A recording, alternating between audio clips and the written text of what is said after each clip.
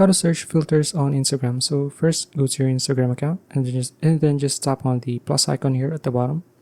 And then, for example, you're going for a reel, and then just tap on the camera icon here.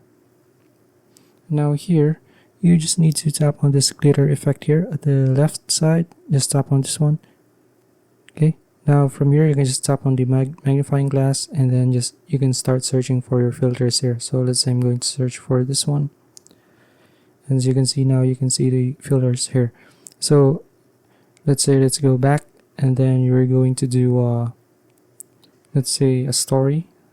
So what you can do here is just scroll this all the way to the right, and then just tap on the browse effects. Now from here, just tap on the magnifying glass and then search here for the filter that you want. So let's say I'm going to do this again, and there you go. So that's it. If you found this video useful, please like and subscribe for more videos like this. See you in the next one.